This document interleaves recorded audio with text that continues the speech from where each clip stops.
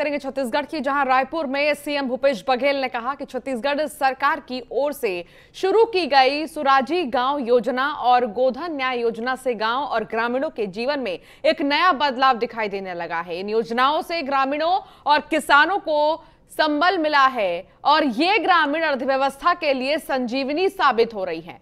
CM ने ये बातें अपने निवास कार्यालय में गोधन न्याय योजना के तहत राशि अंतरण के वर्चुअल कार्यक्रम को संबोधित करते हुए कहा। उन्होंने कहा कि महात्मा गांधी ने मजबूत और स्वावलंबी गांवों का सपना देखा था। उनका सपना आज छत्तीसगढ़ में साकार हो रहा है। छत्तीसगढ़ के गांव आज स्वावलंबन की दिशा में तेजी से आगे बढ़ रहे हैं। सीएम ने इस मौके पर गोधन न्याय योजना के तहत कुल 9 करोड़ रुपए की राशि का ऑनलाइन बांटा है।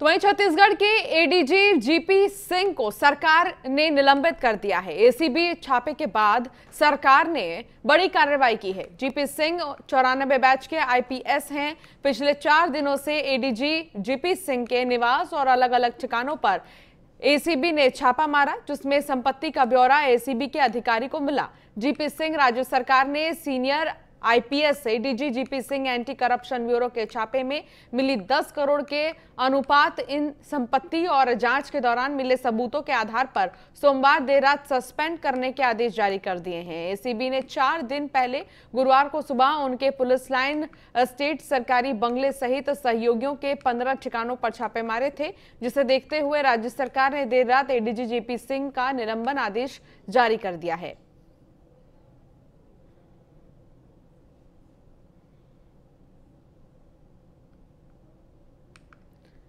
तो वहीं कोरिया जिले की चिरमिरी पुलिस ने एक मामले में जांच करने के बाद SECL के खान प्रबंधक समेत 7 लोगों के खिलाफ मामला दर्ज किया है।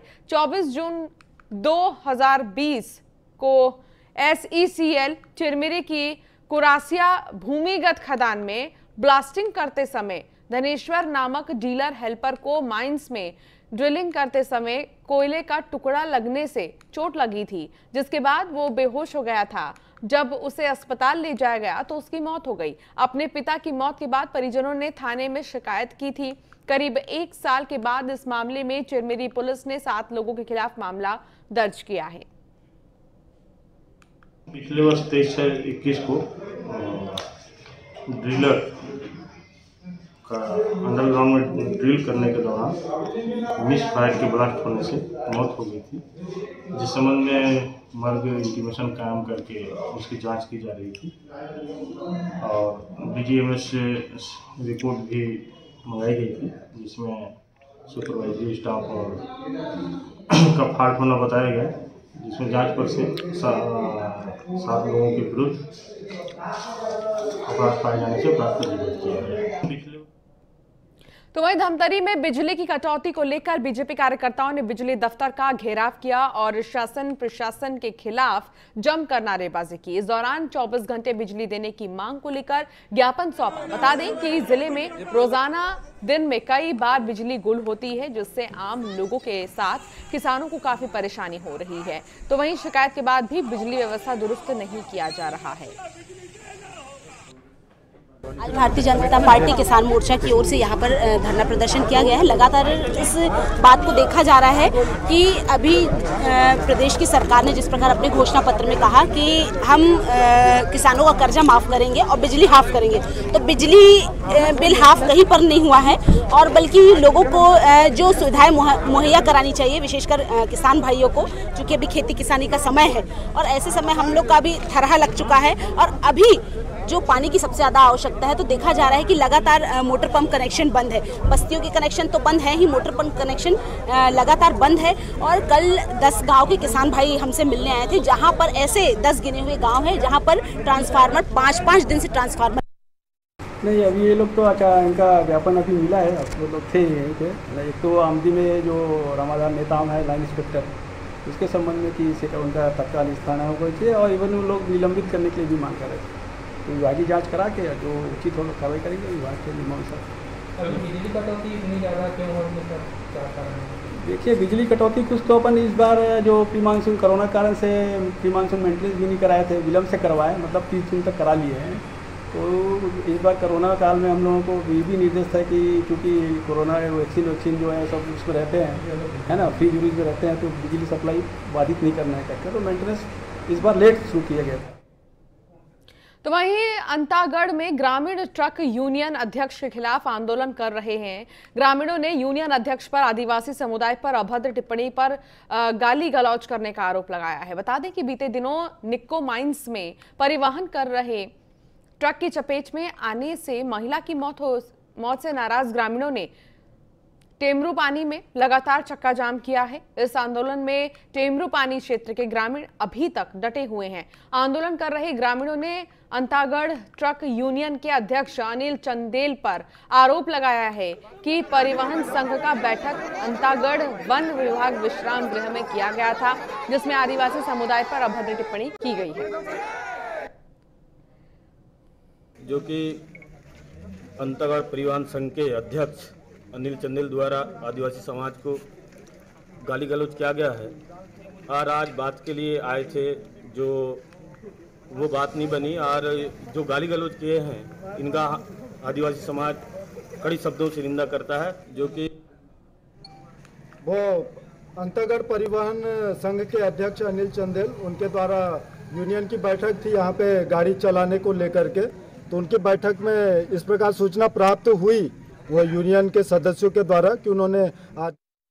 तो वहीं प्रदेश में धान के उत्पादन और खरीदी सबसे ज्यादा होती है। इसी कारण किसान धान की खेती सबसे ज्यादा छत्तीसगढ़ में करते हैं।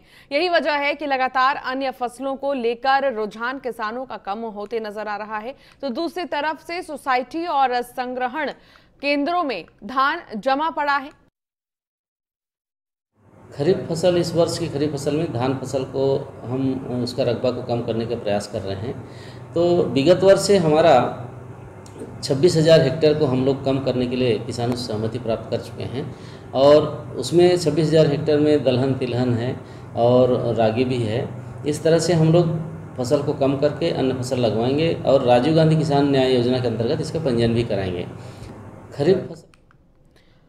तो पत्थलगांव में आकाशीय बिजली गिरने से 4 बच्चों की मौत हो गई है। सभी बच्चे बेलसुंगा डैम में नहाने गए थे। सभी बच्चों का शव बरामद कर लिया गया है। हादसा नारायणपुर थाना क्षेत्र के बेलसुआ गांव का है।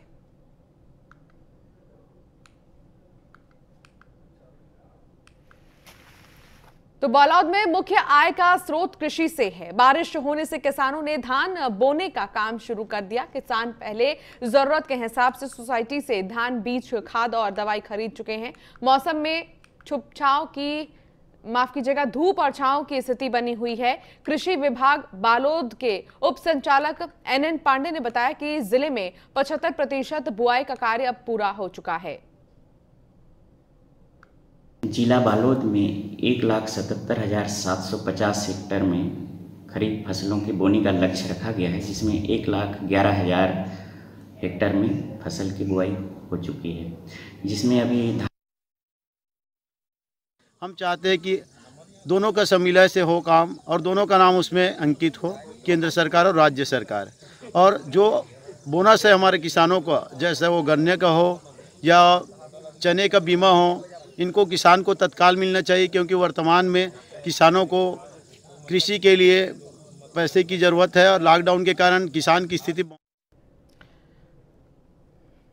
तो गरियाबंद में भारी बारिश के चलते नदी और नाले उफान पर है, जिसके चलते देवभोग ब्लॉक के 36 गांव का ब्लॉक मुख्यालय से संपर्क टूट गया है। 36 गांव को जोड़ने वाले बेलौट नाले पर जलस्तर बढ़ गया है, जिसके चलते ग्रामीण नाले से जान जोखिम में डालकर पार करने को मजबूर हैं।